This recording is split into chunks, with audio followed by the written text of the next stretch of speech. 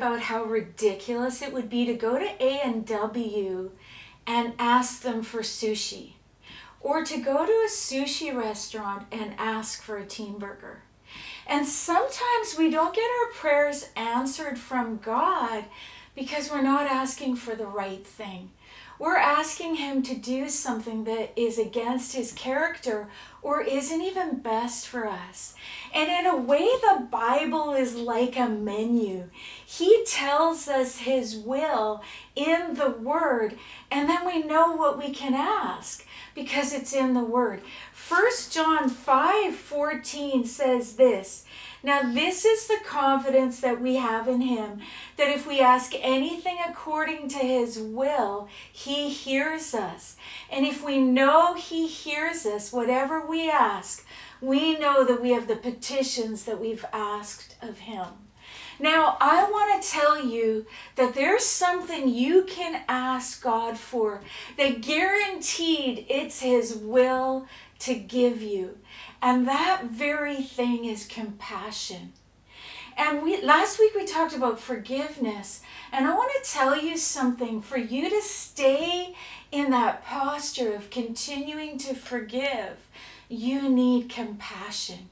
You need the heart of God for the person who's hurting you, for anybody. Now, the amazing thing about Jesus is he had compassion on multitudes of people. It says in Matthew 14:14, he saw the multitudes and he had compassion on them. Wow. So there's something about the way that we see people. Now, it's pretty easy to judge someone who's broken. It doesn't take a lot of Holy Spirit power to recognize people are broken, or to judge whole races, or to judge people who are aimless and foolish. But when Jesus saw the multitude, they were like sheep without a shepherd. He had compassion. Now, compassion is key in forgiving. You need the compassion of God. So here's what I do. Sometimes when I'm praying, if there's a challenging situation or something's difficult, I say, God, give me your compassion. Let me care more about that person than any inconvenience that I might feel, or the way it's costing me to love that person. In Luke chapter 10, the Good Samaritan, the two guys passed by who were religious. They walked on the other side when they saw the person who was left half dead, who'd fallen among the thieves. But the Good Samaritan saw and had compassion. And he wasn't thinking about what it was going to cost him to help that person. You see how compassion is essential for us to do anything for God? And you can be alone with God and say, God, I feel irritated, or I don't feel like I can love this person. Give me your heart of compassion. Matthew 18, right after Jesus says to Peter, I do not say up to 7 times, how many times? But 70 times 7 you need to forgive. And then he tells the story about the master who forgave the servant. Why? I'll tell you why.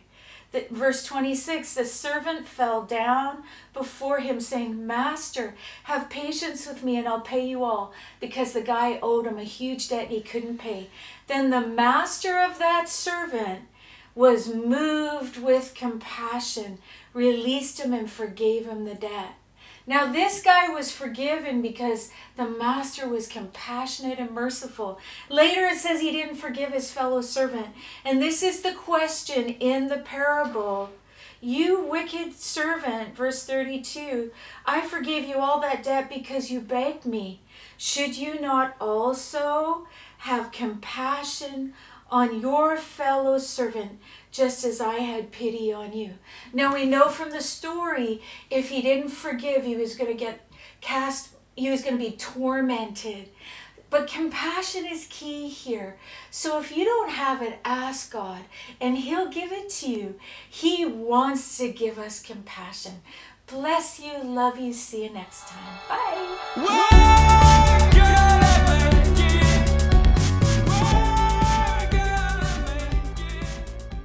Give it a shot. Sampling, delay. Ah, sampling. It says about Jesus in Mark 14. No, you gotta stop. Sorry. And My